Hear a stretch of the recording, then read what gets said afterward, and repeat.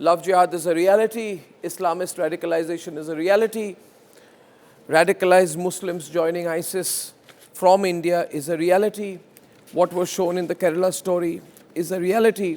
But when a film called The Kerala Story was released in 2023, ladies and gentlemen, not so long back, at that point of time when the idea of the Love Jihad network operating in Kerala was made public, at that time, when this film was released, you would remember, nobody wanted to accept the reality. They said, you are targeting the Muslim community. We were not, nobody, the filmmakers were not targeting the Muslim community.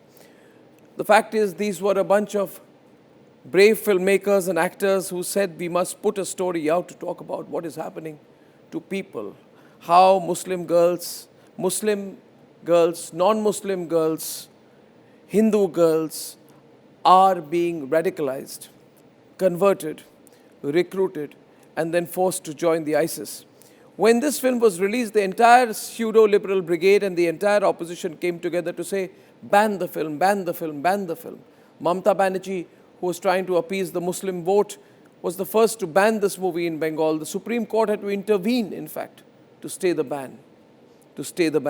At that point of time, Pinarayi Vijayan, Kerala's Chief Minister, said we must unite against the politics that seeks to turn art into a weapon for fostering communalism. He said things like that. He called this film communal because he was unwilling to accept what the film was showing. The way in which the lives of young girls were destroyed. Pinarayi Vijayan said that they are advancing the Sangha Parivar's agenda of turning cinema into a weapon for implementing a communal agenda. Yet, ladies and gentlemen, in 2016, the Kerala Chief Minister had confirmed that people had gone missing. They'd been radicalized and made to join the Islamic State. Now, does anyone join the Islamic State just like that on a whim? They do not. But when the truth is put out in the form of a film, they don't want to accept it. So Republic decided to go in and find out what was happening on the ground. We sent our reporters. We've spoken, and I'm sharing the results of that investigation today with you in our story, #Kerala ISIS Files. We've spoken to some of the family members of those young girls who went missing and who have still not been found. The reality is so stark.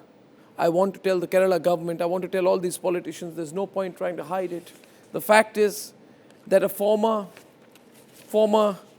local committee secretary of the CPM said his daughter was given drugs with an intention to radicalize her. A retired military officer from Kottayam says his daughter was converted to Islam by the PFI and the SDPI, that she changed her name and went missing and went into hiding after close links with the SDPI. How much, I asked tonight, how much will we hide? How much will we deny? When the truth is put out by Republic, they say, oh, you're a right-wing channel. We are revealing the truth. And sometimes we reveal the truth by taking risks on ourselves. After all, when we launched in 2017, ladies and gentlemen, in 2017, we did an expose on Abdullah Basit. This fellow in 2017, sitting in his jeans, lying down on an easy chair, told us that he was a main recruiter for the Islamic State in Hyderabad, and he was roaming around. And I always keep giving the example of this fellow because there are so many people like him who are extremely radicalized. But if we say catch these people, arrest these people, we are told, oh, you are communal, you're anti-Muslim. But the fact is, ladies and gentlemen, the same man was caught later in Delhi in 2018. He was caught, the same fellow, plotting to carry out bomb blasts in Delhi, which means for quite a few months after our expose, he was scot-free. Maybe the agencies knew about him. Maybe the agencies knew about him but did not have proof.